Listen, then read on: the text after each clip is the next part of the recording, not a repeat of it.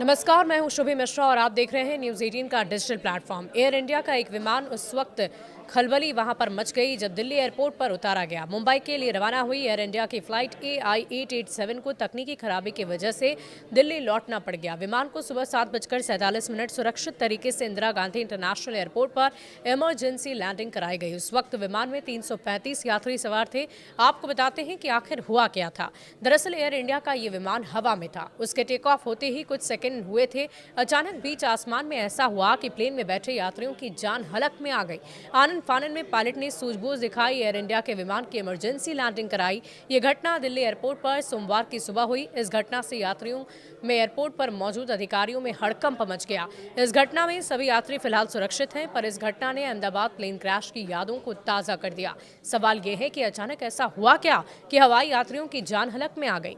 दरअसल दिल्ली से मुंबई जा रही एयर इंडिया की उड़ान AI-887 में तकनीकी समस्या आ गई और इसके बाद विमान को अचानक ही दिल्ली एयरपोर्ट पर वापस उतारना पड़ गया।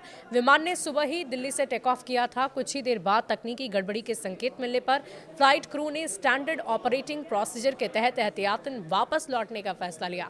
विमान सुरक्षित रूप से दिल्ली के IGI इंटरनेशनल एयरपोर्ट पर उतारा गया और सभी यात्री और क्रू सदस्य सुरक्षित बाहर निकाल लिए गए। विमान को सुबह 7:47 इंदिरा गांधी अंतर्राष्ट्रीय एयरपोर्ट पर इमरजेंसी लैंडिंग कराई गई। इस विमान में लगभग 335 लोग सवार थे। एयर इंडिया की ये विमान दिल्ली से मुंबई की तरफ जा रही थी। 22 दिसंबर को उड़ान भरने के कुछ ही देर के बाद तकनीकी खराबी की वजह से वापस दिल्ली लौटना पड़ा। सूत्रों की माने तो दिल्ली से मुंबई के लिए उड़ान भरने के बाद विमान के इंजन नंबर 2 में ऑयल प्रेशर 0 हो गया।